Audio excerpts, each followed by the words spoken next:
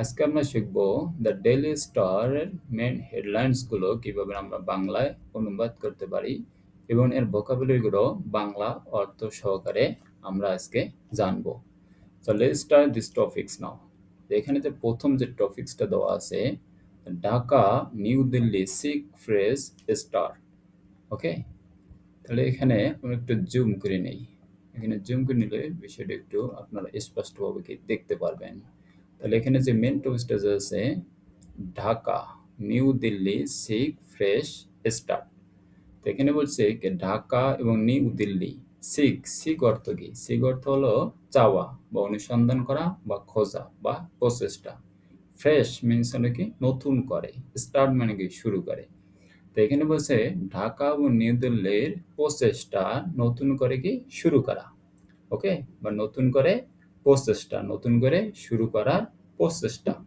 ওকে, দেন এখানে কি বলছে, Trivedi meets Tareq Salahuddin Khairul say talk aim to move tie forward. এখানে কিছু গুরুত্বপূর্ণ ভোকাবুলারি আছে, আমরা কি ভোকাবুলারির অর্থ জানবো।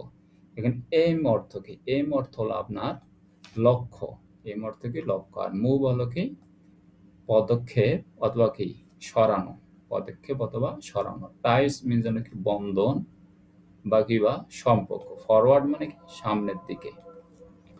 তাহলে এখানে যে মেইন যে টপিক কথা বলছে যে ত্রিবেদী সাক্ষাৎ করে তারেকের সাথে সালাউদ্দিন খোরুলুর সে বলে টক মানে বলেছে বা জানিয়েছে, এম টু মানে লক্ষ্য হয়েছে, মুভ মানে কিসের দিকে নিয়ে যাওয়া, ফরওয়ার্ড মানে কি সম্পর্কের দিকে নিয়ে যাওয়া। এটা হচ্ছে কি মুভ মানে কি এটা কি পদক্ষেপ।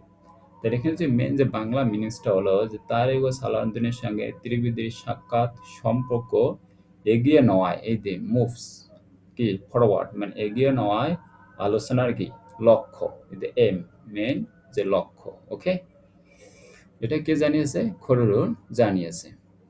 তারপর এখানে আমরা এখন আমরা দেখবো যে নেক্সট যে হেডলাইনটা আছে, এই নেক্সট হেডলাইনটা। তো এখানে বলছে কি নেক্সট হেডলাইন হচ্ছে ডোর ক্লোজ ফর এরেন্ট। এটা প্রোনাউন্সিয়েশন হবে errant, errant ex owner to reclaim banks. তা আমরা আগে ভোকাবুলারিগুলো কি জেনে নিই। ক্লোজ মিন্স কি বন্ধ, ক্লোজ অর্থ হলো কি বন্ধ। এই এরেন্ট মিন্স হলো কি, এই এরেন্ট মিন্স হলো আপনার বিপদগামী। এই এরেন্ট, এরেন্ট মিন্স হলো কি বিপদগামী। এক্স অনার মানে কি প্রাক্তন যে মালিকরা, প্রাক্তন মালিকরা। ওকে, রিক্লেম মিন্স হলো পুনরুদ্ধার। হ্যাঁ, পুনরুদ্ধার বা ফিরে পাওয়ার চেষ্টা বা ফিরে পাওয়ার। ওকে, পুনরুদ্ধার। ওকে, ব্যাংকস ম্যানেজমেন্ট জানেন যে ব্যাংক। তো এখানে বলছে ডোর ক্লোজ মানে কি পথ বন্ধ, ফর এরেন্ট মানে কি বিপদগামী কি প্রাক্তন মালিকেরা, টু রিক্লেম ব্যাংকস মানে ব্যাংক পুনরুদ্ধারের। ওকে, তাহলে এখানে যে মেন যে ইংলিশ ইংলিশ টু বাংলা যে ট্রান্সলেশনটা, এটা প্রপার ট্রান্সলেশনটা হলো আপনার ব্যাংক ফিরে পাওয়ার সুযোগ হারালেন।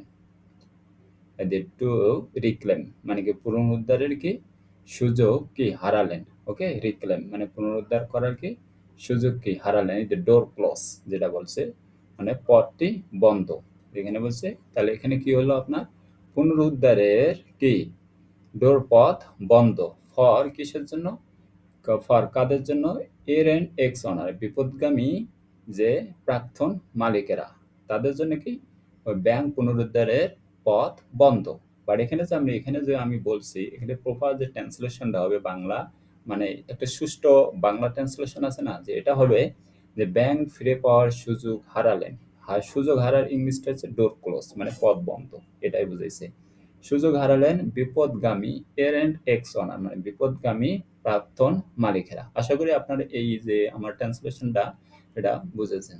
তারপর বলছে cabinet okays draft law allowing NHRC to issue interim orders. দেখেন আমি যে ভোকাবুলারিগুলো নেই, ক্যাবিনেট মিশন কি মন্ত্রী পরিষদ যেটাকে বলা হয়। ওকেস মানে কি ঠিক আছে বা জারি করে, হ্যাঁ, বা এরকম সামথিং।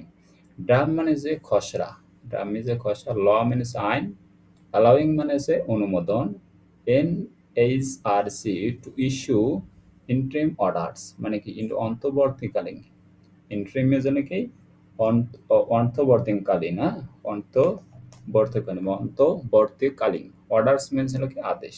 এর মিনস হলো অন্তর্বর্তীকালীন আদেশে জারির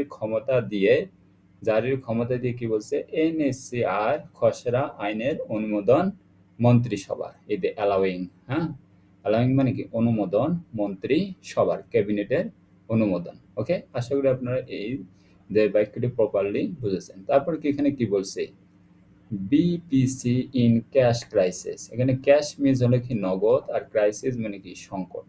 এখানে কি বলছে যে নগদ অর্থের সংকটে কি বিপিসি, নগদ অর্থের সংকটে বিপিসি। তারপর আমরা দেখব যে নেক্সট হেডলাইনটা কি বলছে। এখানে নেক্সট হেডলাইনটা বলছে, এই এখানে কি বলা আছে যে এ ভিলেজ ইন টিয়ার্স, মানে একটি গ্রামে কি কান্নার রোল। একটি গ্রামে কি কান্নার রোল বা কান্নায় ভাসছে এক গ্রাম। টিয়ার্স মানে কি কান্না, আর গ্রামে মানে একটি গ্রামে কান্নার রোল বা কান্নায় ভাসছে একটি কি গ্রাম। তারপর এখানে কি কারণে গ্রামটা কান্না করতেছে, 4 of the 16 killed in Saudi fire are from Ganga গলি। হ্যাঁ, কি হয়েছে, গঙ্গা গলি অব নওগাঁ, মানে নওগাঁর গঙ্গা গলিতে সৌদিতে আগুন লাগছিল। আমরা গতকালকে এই ট্রান্সলেশনটা, এই তথ্যটা জেনেছি যে একটা আপনার যে উডেন যে থাকে না, ফার্নিচার শপের আগুন লাগা বাংলাদেশে 16 peoples the kill spot death হয়েছে। তার আগুন লাগার সাথে 16 জন মানুষ, 16 জন আমাদের যে প্রবাসী ভাইরা আছে তারা কি মারা গেছে। তো আমরা এর জন্য ইন্নারাজন তাদের আত্মার জন্য মাগফিরাত আমরা কামনা করতেছি। আল্লাহ যেন তাদেরকে কি বেহেশতে নসিব করে। হ্যাঁ, আগুনে পড়া মানে খুবই কষ্টকর একটা মৃত্যু। আল্লাহ যেন তাদেরকে সকল গুনাহ মাফ করে দিয়ে তাদেরকে যেন বিনা হিসেবে জান্নাত দান করে। আমরা যেন একটা বিষয় সবাই দোয়া করি। এটা আমাদের কি প্রবাসী ভাই, আমাদের যে মেইন বাংলাদেশে আর্নিং সোর্সটা গার্মেন্টস ফ্যাক্টরির পর সেটা আছে কি প্রবাসী, তারা এমিগ্রেন্ট, বিদেশে যে কাজ করে তারা যে টাকাটা দেশে পাঠায়, এটা আমাদের দেশের যে অর্থনৈতিক যে মেইন চালিকা শক্তি। যে আপনারা বলতে পারেন যে ইকোনমিক ব্যাকগ্রাউন্ড আর এমিগ্রেন্ট ভাইয়ারা। ওকে, তো এখানে বলছে যে 4 of the 16 কিল, মানে 16 জন কি মানে মারা গেছে, 4 জনে হইতেছে আপনার কি গঙ্গাগলি অব নওগাঁর গঙ্গাগলিতে। তো এখানে বলছে ভিলেজ ইন টেয়ার, সেজন্য যে হেডলাইনটা হয়েছে এক কি গ্রামে কান্নার রোল। তাহলে এর প্রপার যে মিনসটা হলো the 4 of the 16 kill in Saudi fire are from Gangagoli of Naogaon. এখানে বলছে যে সৌদি আরবে অগ্নিকাণ্ডে নিহত 16 জনের মধ্যে 4 জনই নওগাঁর গঙ্গাগলির বাসিন্দা। ওকে, তারপর আমরা যে নেক্সটে চলে যাব। তারপর নেক্সট এখানে কি বলছে, তারপর এখানে বলছে SSC pass rate hits 90s year low. এটা খুবই গুরুত্বপূর্ণ একটা কি হেডলাইন, মানে ইংরেজি শেখার কোনো মানে কি এসএসসি পরীক্ষাতে পাস রেট মানে কি পাসের হার, হিটস মানে কি পৌঁছায়। হিটস অর্থ কি, এখানে কি হিটস অর্থ কি পাশেরা পৌঁছায়। তো এখানে বলছে 90 ইয়ার লো, মানে 19 বছরে কি সর্বনিম্ন। তাহলে এটা কি বুঝলাম। তাহলে এখানে আমার এখানে কিছু কোশ্চেন আছে বা আমার কিছু টপিকস আছে যেটা আপনাদের ইংরেজি শেখাতে আরো এনকারেজ করবে। হ্যাঁ, এখানে বলছে দ্য পাস রেট হিটস, মানে পাসের রেট পৌঁছেছে লো, এটা তো কি সর্বনিম্ন পর্যায়ে কি নিম্নে পৌঁছেছে 19 বছরের মধ্যে। আপনি যদি এখানে দেখান the pass rate hits high, তাহলে তখন কি পাসের হার সর্বোচ্চ পর্যায়ে পৌঁছেছে। তারপর যদি আপনি এখানে লেখেন the pass rate hits record, মানে কি পাসের হার রেকর্ড সৃষ্টি করেছে। তাহলে এখানে আপনি কি বলছেন, পাস রেট হিটস রেকর্ড লাগলে পাসের হার রেকর্ড সৃষ্টি করছে, হাই লেগে সর্বোচ্চ পর্যায়ে কি পৌঁছে গেছে। তাহলে এটা কি আপনারা ইনশাল্লাহ কি এটা বুঝেছেন। এখন নেক্সট যে বলছে যে পোর পারফরমেন্স ইন ইংলিশ, মানে সবচেয়ে বাজে পারফরমেন্স, মানে বাজে যে রেজাল্ট হয়েছে ইংলিশের মধ্যে। ম্যাথমেটিক্স লার্জলি ব্লেম, মানে এখানে বলছে গণিত কি বৃহত্তমভাবে কি ব্লেমড, মানে কি দূষিত।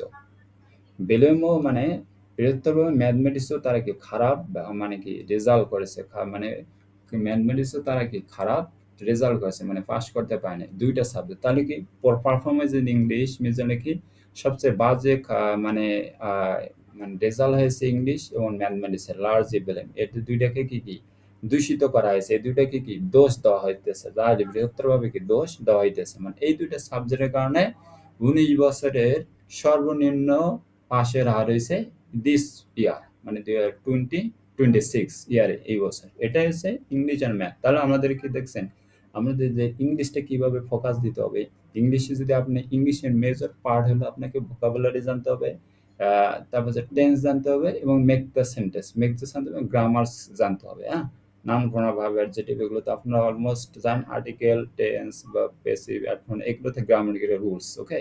আর ট্রান্সলেশন ভার্ব, তারপর ইডিয়মস কিছু জানতে হবে। তাহলে মেজর এসে ইংলিশটা, ইংলিশ ভোকাবুলারিটা জানলে আপনার কি অনেকটা 50% ইজি হয়ে যাইতেছে আপনার ইংলিশ পাস হওয়ার ক্ষেত্রে। তখন আপনি কি একটা সেন্টেন্স বুঝতেছেন যে এই সেন্টেন্সটা কি বলতেছে। যদি আপনি টেন্স জানেন, আরো প্রপার জানেন, মেক দ্য সেন্টেন্স যদি মেক করতে পারেন, এটা আপনার জন্য আরো বন্ধু, আপনি প্যারাগ্রাফ গুলো গানে গানে লিখতে পারবেন। আপনি যদি vocabulary plus tense plus make the sentence making এর স্ট্রাকচার গুলো জানেন, তাহলে কি আমাদেরকে প্রত্যেকদিন everyday we have to read English newspaper and vocabulary and reading everyday. যদি আপনি করতে থাকেন, ইনশাআল্লাহ আপনারা কি ইংলিশে ভালো করবেন। আর ম্যাথটা হচ্ছে কি প্র্যাকটিসের বিষয়, without practice we can not improve your life, okay.